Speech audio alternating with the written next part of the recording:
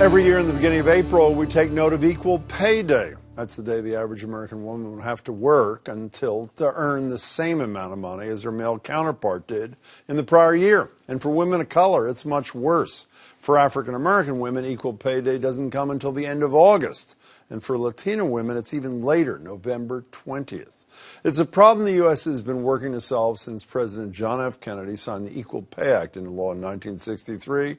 But since then, not much has changed. And now one Democrat running for president says we're going about it the wrong way. It should not be on that working woman to prove it.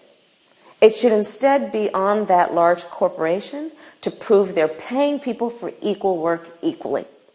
It's that simple. It's literally that simple. Senator Kamala Harris is one of 23 Democrats and 6 women running for president in 2020. Her plan to close the gender pay gap would require companies of 100 or more to disclose what they pay to employees and get equal pay certification every year.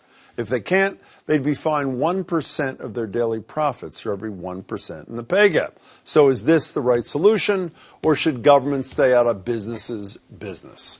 Joining me are Tina Opie, Associate Professor of Management at Babson College. Great to see you again, Tina. Beth Lindstrom is former Director of Consumer Affairs and Business Regulation under Mitt Romney, who ran in the Republican primary meeting she did to challenge Senator Warren last fall. It's great to see you, Beth. Thanks so much for being here. Sure. So I'm not authorized to speak for Kamala Harris, but I will anyway. I assume she is thinking the free market has failed, so it's time for government to step in. She right or wrong?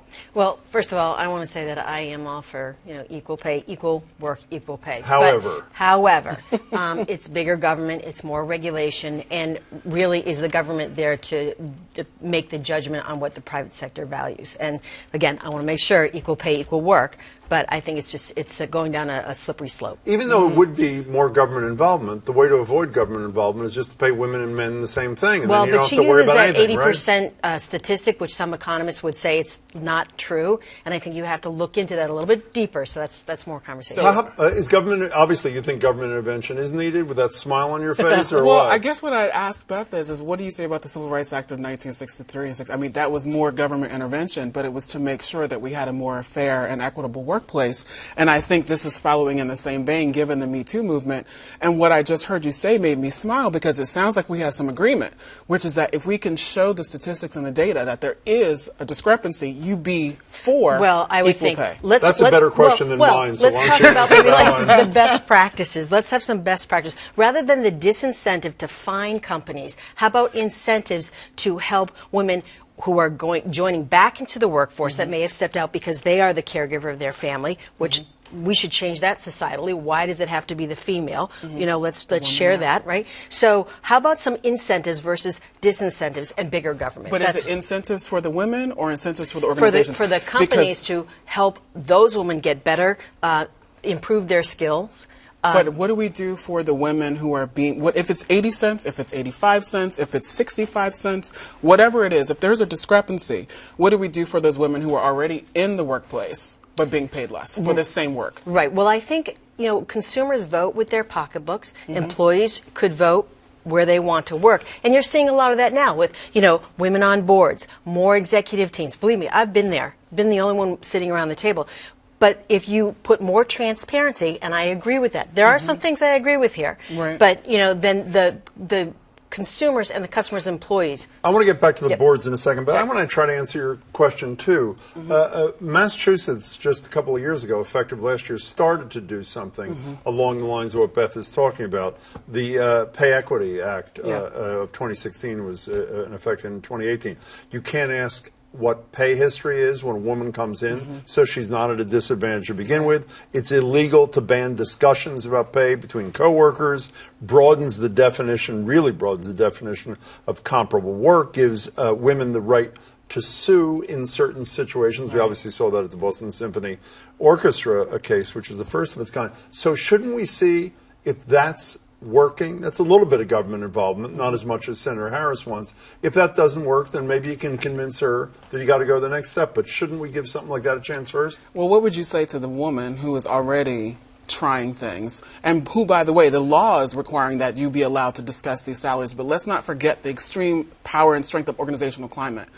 All it takes is one director to say that's something that we don't do, sort of to frown upon that, and that would put the kibosh on that. So and I that's think, great, by the way, even though if that director is violating the law, then the burden shifts to the woman to prove have it. to go sue to do that. What Kamala Harris said when she introduced this thing is, I want to shift the burden from the woman to have to sue and raise the issue to the company. All the company has to do is certify that there is equal pay. Right. Shouldn't the burden be shifted off the individual woman who is virtually, unless there's a union, yes, she needs to be empowered. There? And one of the things, they need to be more knowledgeable. I can't tell you how many people I say, hey, you don't have to answer that question. That should not be asked of you. So yes, we need to raise the awareness. Two, though, being a business owner and understanding the biggest personnel is always the biggest issue. Right. Always.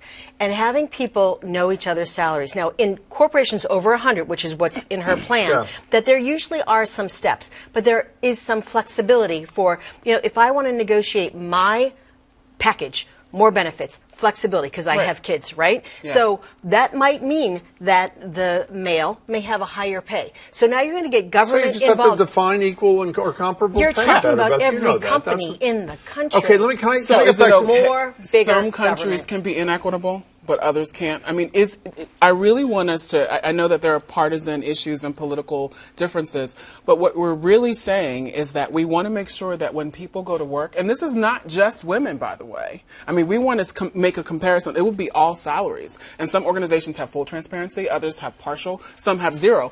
But the idea that having employees discuss salaries is going to lead to jealousy is not necessarily true based on the research. My life experience has been.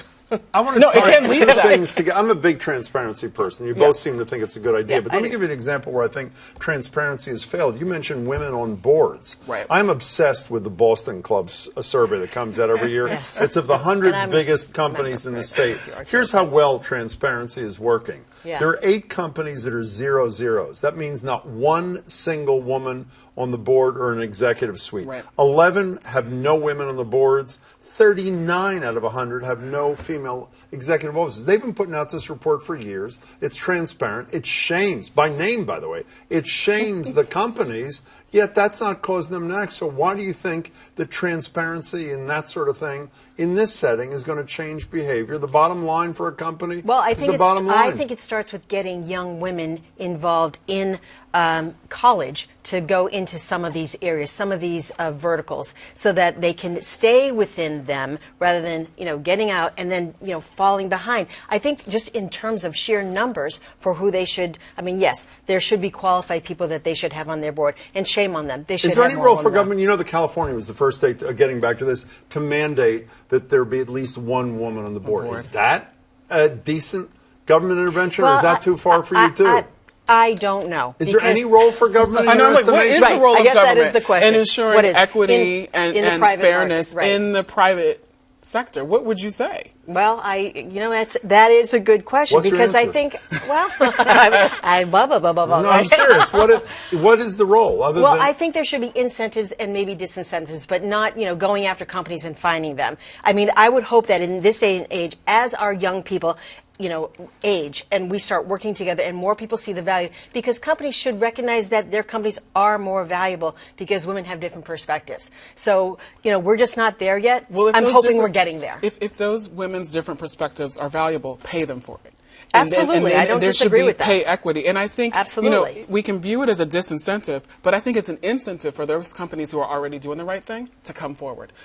Be first in line and get certified. If you don't have anything to hide, come forward. Well, I don't disagree with having a certification, but the fining and then the extra government. I mean, let's stop there. So you're okay with certification? Well, let's leave it there. Yes. Fine, and we'll continue it next time. Okay, for now? Works for me. Okay. Can we get a high five? Yes. Beth, let's go. Nice to see you. Okay. Tina, you as well. Appreciate it as always.